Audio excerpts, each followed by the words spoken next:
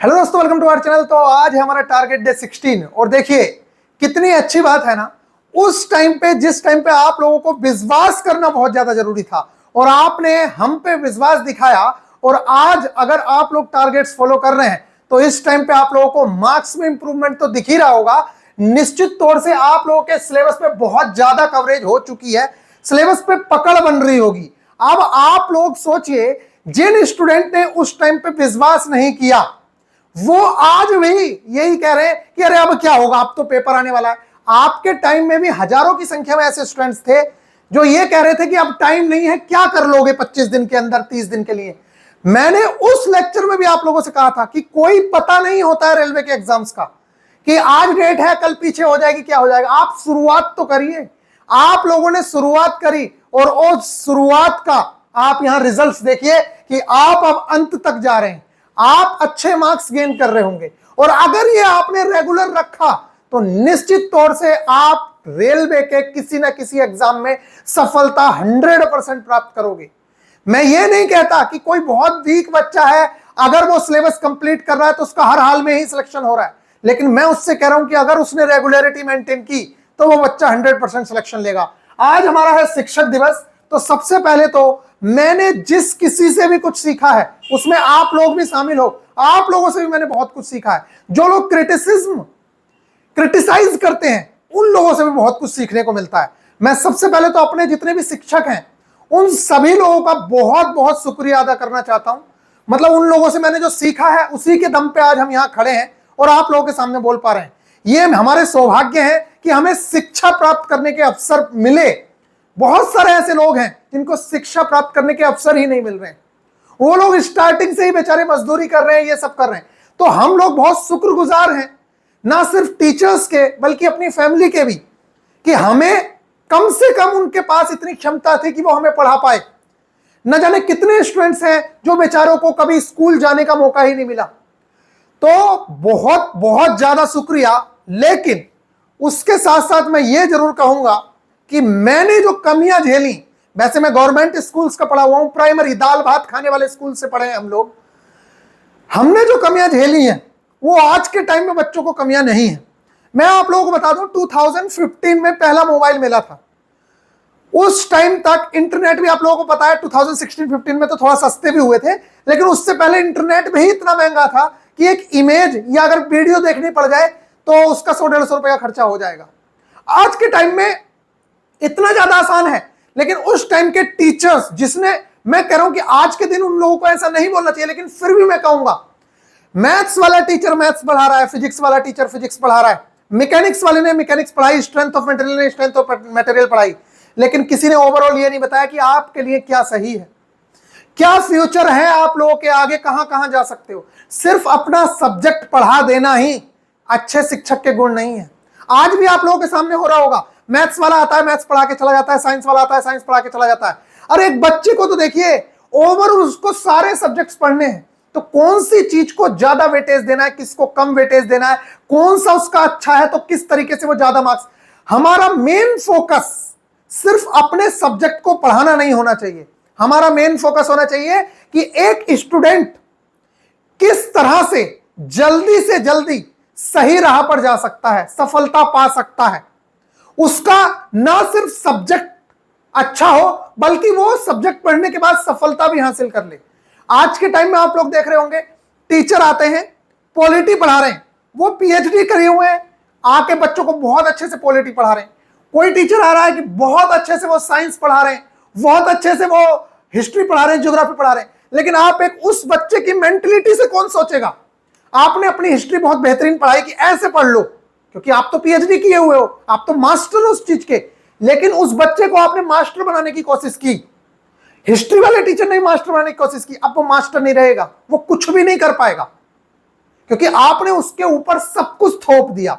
आपको यह बताना चाहिए कि क्या चीज उसके लिए सही है, कितनी उसके लिए सही है। आज के टाइम में भी, आज टीचर्स डे के उपलक्ष्य में मैं आप सब लोगों से कहना चाहता हूं कि सिर्फ ज्ञान बटोरने की कोशिश मत करिए। आप लोग राइट चीजों को, जो चीज आपको सिलेक्शन दिला रही है, उन चुनिंदा चीजों को, जो भी इंसान आपको बता रहा है, आप उन चीजों पे फोकस करने की कोशिश करिए, क्योंकि ज्ञान हासिल करने वाले तो बहुत हैं। जिंदगी भर ज्ञान हासिल नहीं करना है। हम पहले सफलता प्राप्त करें, उसके बाद हम ज्ञान हासिल करते रहेंगे जितना हमें, लेकिन सफलता के लिए जितने ज्ञान की हमें जरूरत है पहले हमें उतना ज्ञान जरूरी है। ऐसा ना हो कि जिस चीज की जरूरत थी आप वो तो कर नहीं रहे हो, उससे ज्यादा करने की कोशिश कर रहे हो, पता चल रहा है कि आप वो भी नहीं कर पा रहे हो जिसकी जरूरत थी। इसी वजह से बहुत सारे स्टूडेंट्स सिलेक्शन नहीं ले पा रहे हैं आज के टाइम में भी। क्यों? क्योंकि वो सिर्फ नॉलेज गेन करने पे लगे हैं। टीचर्स भी कह रहे हैं नॉलेज गेन करो सिलेक्शन भी होगा। तुम अपना एक सब्जेक्ट पढ़ाते हो इसलिए आपको ऐसा लग रहा है कि हाँ भाई नॉलेज गेन करो सब कुछ होगा, नहीं होगा, क्योंकि उस बच्चे को आपका भी सब्जेक्ट कवर करना है, बाकी के सब्जेक्ट भी कवर करने हैं। आई होप कि आप लोग मेरी बातों को समझ रहे होंगे। आज के टाइम में तो बहुत अच्छी चीज है, हम लोग जैसे हमने इंजीनियरिंग की, हम लोगों ने 12th किया, 11th किए। मैं आपको सच सच बताऊं 10th के बाद मेरी ये हालत थी। 10th तो जैसे तैसे हो गया, 11th के लिए मैं भगवान से रोज चिट्ठी लिख के, पर्ची लिख के तकिए के नीचे दबाता था कि कोई अच्छा शिक्षक मिल जाए मैथ्स पढ़ाने के लिए, फिजिक्स पढ़ाने के लिए। और फिर मिले नहीं, बहुत कोशिश की, घर से 13 किलोमीटर दूर साइकिल से आते थे, तब जाके एक शिक्षक मिले, वहां जाके हम पढ़े।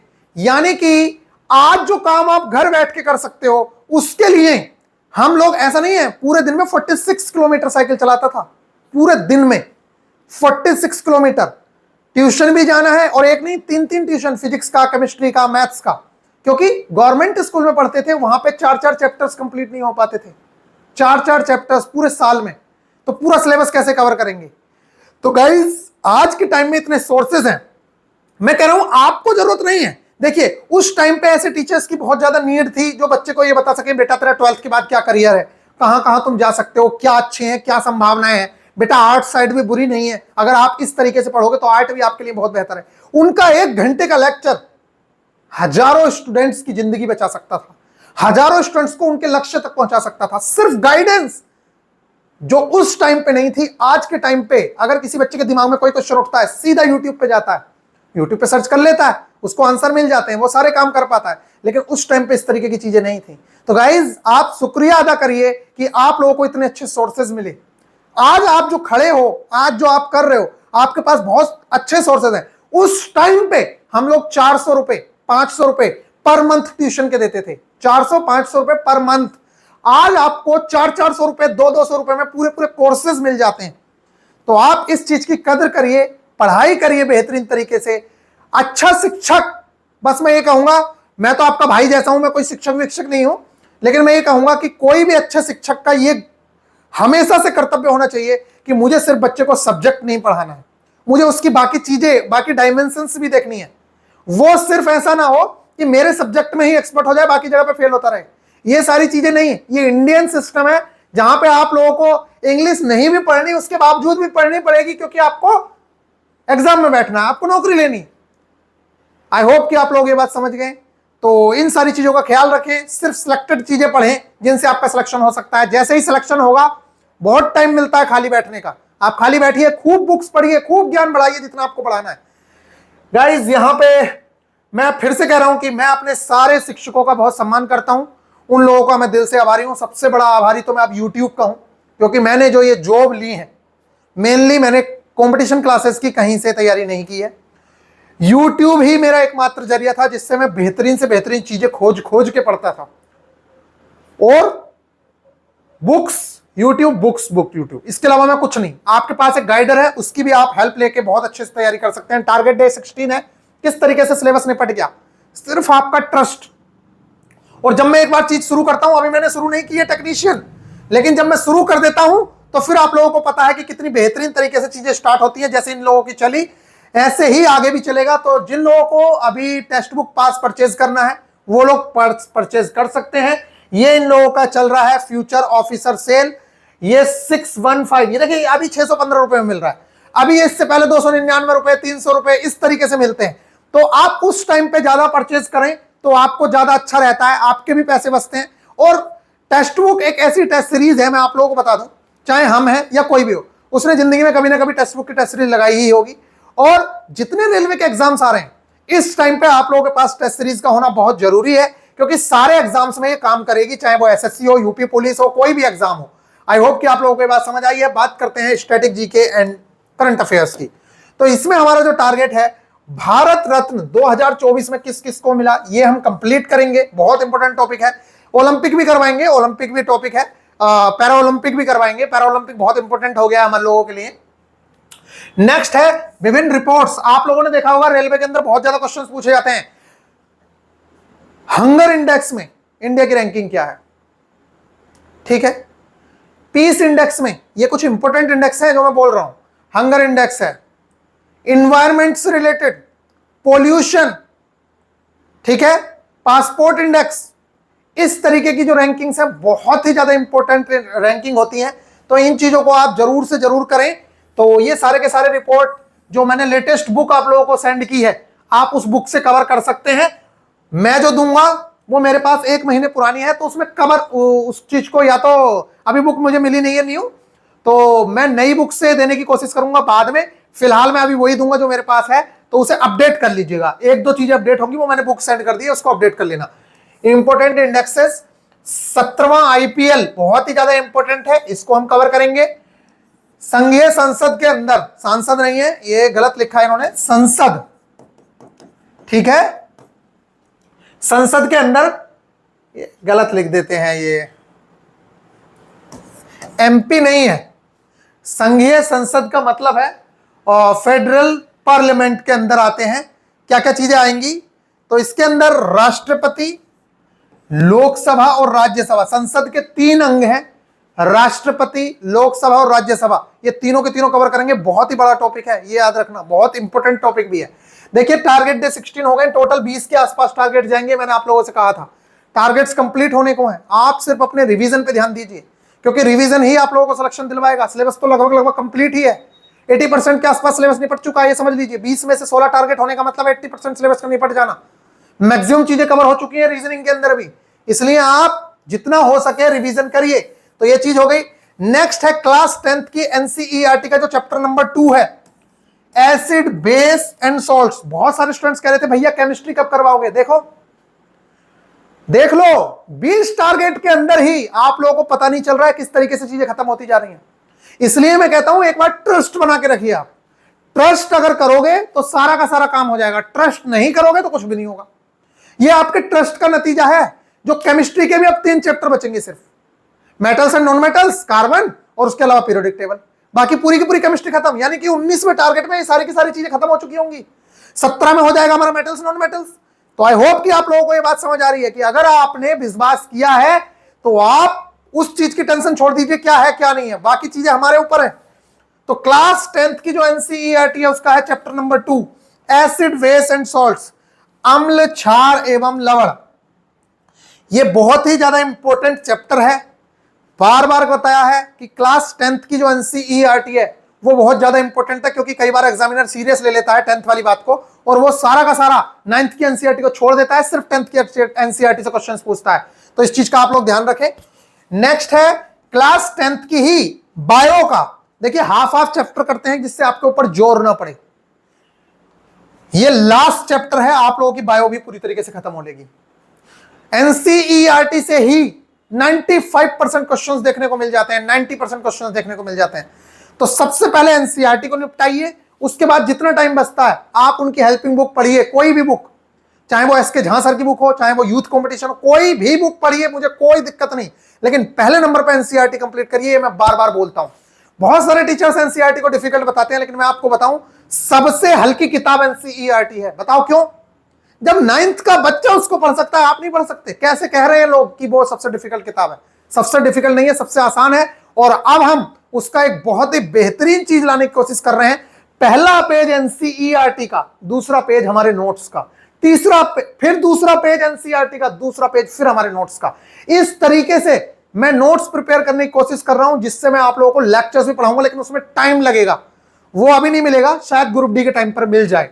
तो उन चीजों की मैं तैयारी कर रहा हूं कि एनसीईआरटी कवर कराएंगे विद एनसीईआरटी प्लस अपने नोट्स, दोनों चीजों से कवर कराएंगे और पूरे इंडिया में सबसे बेस्ट कंटेंट देने की कोशिश करेंगे आप लोगों को। ठीक है, लेकिन उसमें टाइम लगेगा, मुझे भी पता है। उसे तैयार करने में एक चैप्टर को ही मुझे बहुत टाइम लग रहा है। नोट्स बहुत ही बेहतरीन तरीके से प्रिपेयर करने पड़ते हैं, सारा काम है, तो उसमें बहुत टाइम लगने वाला है, मुझे भी पता है। नेक्स्ट चलते हैं, आनुवंशिकी एवं जैव प्रक्रम नहीं, जैव विकास, या जैव विकास होगा। ये अभी इनको बोलते हैं, इन्होंने गलती की हुई है एडिटर को। अब देखो क्या बोल सकते हैं, उनको इतनी नॉलेज भी नहीं रहती है, वो सिर्फ टाइपिंग वाइपिंग जानते हैं, कोई दिक्कत नहीं। मैं बोल रहा हूं ना, जैब विकास है यहाँ पे, हाफ चैप्टर कंप्लीट करना है, इस चीज को आप कवर करेंगे। ये चैप्टर का नाम है हेरिडिटी एंड इवोल्यूशन। इवोल्यूशन से ही समझ रहा होगा, विकास है, प्रक्रम का मतलब प्रोसेस होता है। नेक्स्ट है हेल्थ एंड न्यूट्रिशन। देखो ये जो है ना, ये जो क्वेश्चंस हैं, ये जो मैं दे रहा हूं, ये आप लोगों को लग रहा होगा कि इसका लेक्चर प्रोवाइड कराओ। लेक्चर्स आप लोग कर चुके हैं, ये समझिए आप, लेक्चर्स नहीं है इसके, ये नोट्स बनाए हुए हैं। जो मैक्सिमम क्वेश्चंस आए हुए हैं उनके एनसीईआरटी से, बाकी जगह से नोट्स बनाए हुए हैं, इन्हीं से आपके क्वेश्चंस फंसते हैं। ये एग्जाम में आए हुए क्वेश्चन के वन लाइनर क्वेश्चंस बने हुए हैं। नेक्स्ट है टारगेट डे 16। इसके अंदर हम लोग इस बार बहुत ही इंपॉर्टेंट चैप्टर कवर करेंगे। वो चैप्टर है आप लोगों का ये एलिमेंट्री स्टैटिक्स। बहुत बहुत ज्यादा इंपॉर्टेंट चैप्टर है। इसके अंदर आप मीन, मोड, मीडियन, रेंज, ये सारे के सारे क्वेश्चंस करते हैं। अच्छा एक बात बताओ, इस टाइप के क्वेश्चंस आजकल देखने को मिल रहे हैं। -3 व -7 के बीच का अंतर कितना होगा, इस तरीके के क्वेश्चंस आ रहे हैं। ऐसे क्वेश्चंस आ रहे हैं -2 व 12 के बीच कितना अंतर होगा, ये आपको डिफरेंस बताना है, कितना डिफरेंस होगा। ये क्वेश्चंस आप नीचे कमेंट में बताइएगा, ये क्वेश्चंस पूछता है, कमेंट करके बताइएगा। अगर वीडियो पे नए हो तो लाइक जरूर से जरूर करें, वीडियो को शेयर भी जरूर से जरूर कर देना, ये चीजें कर देना। बहुत ही सिंपल चैप्टर है, मैं कह रहा हूं ये एलिमेंट्री स्टैटिक्स तो इतना हल्का चैप्टर है, इतना हल्का चैप्टर है, मैंने खुद ने भी कराया हुआ है ये चैप्टर। मैं तुम्हें अपना लेक्चर भी दूंगा, मेरे सिर्फ 30 मिनट के लेक्चर के अंदर आप ये पूरा चैप्टर कवर कर लोगे। जितना आपके एग्जाम में आता है उसका 90% क्वेश्चंस बना पाओगे। बहुत ही हल्का चैप्टर है।